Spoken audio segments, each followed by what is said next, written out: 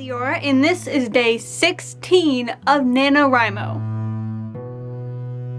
So, day 16, and I have not written a single word today because today I finally got to sleep in a little bit and it was lovely. So, I'm going to write after I finish filming and editing this video, and I'll be getting to work. Still, I'm on 25,000 words, so that means today I just need to get up to at least 26,666 words by the end of the night. I can definitely do that, and hopefully write a little bit more. That way I'm more than caught up. For today's video, I kind of wanted to talk a little bit about romance in young adult books, and so let's get to it. So I have with me here a few books that, to me, have really good and well-built relationships. Relationships in the novel. And the first one I have is Unremembered by Jessica Brody. In this book, the two main characters, that I can't say their names because that's a spoiler. Anyway, there's a relationship between the two main characters in this book, and it is just very well crafted. It's not like they're obsessed with one another in a way that is creepy, but they do protect each other and they basically live for one another.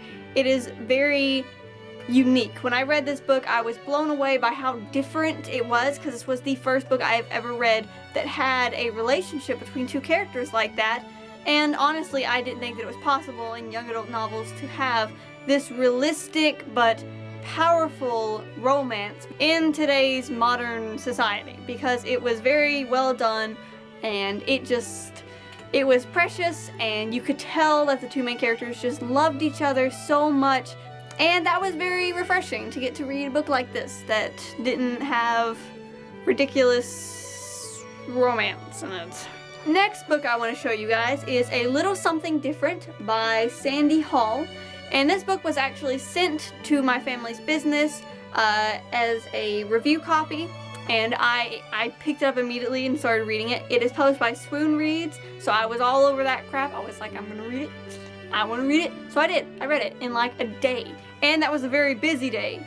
So that's saying something. I've been wanting to do a review of this book for a very long time, so I'm just gonna real quick go ahead and talk about it. The two main characters, their relationship in this is definitely something different. It's very real. The entire book is very rough and real. It's still a very lighthearted read. I absolutely loved it. Like, this book was amazing. I highly recommend it. The only problem though is that there is something off about the main guy character, and you don't know what it is until like the end of the book. So through the entire book you're like, what's up with this guy? What's wrong with him? What's going on? As are the other main characters. But spoiler alert, if you haven't read this book, or if you're planning on reading this book, this thing that was wrong with him is fixed in the end, and then they can actually love each other properly. And I really didn't like that, because it is very rare when I find characters in books that I relate to on the same level I did with this guy. The only other book is Since You've Been Gone by Morgan Matson. I love the main character in that one, and these are the two characters that I just really related to, and I felt like I could understand them, and it was very rare for me. So I just really didn't like that all of a sudden, because he's a normal person now, they can be in love again, and yay, everything's so happy. Because I'm like, okay, if she couldn't love him properly whenever he was different, then why should she get to love him whenever he's fixed? I don't know. Don't look at me. Oh my gosh. And the third and final book I want to show to you guys is Cinder by Marissa Meyer. I really love the romance in this because it is almost on the side. You know, there's a few scenes that people like me get to look forward to, because I just love the main character's romance. It is so cute and adorable, and I found myself looking forward to every single scene that these characters are in together. But it is also about a lot more. It's about spaceships and crap. So if you think that it's a girl's book, if there is such a thing, by the cover, it's definitely not. The Lunar Chronicles series is about tons of other things, and to be honest, romance is really just on the side.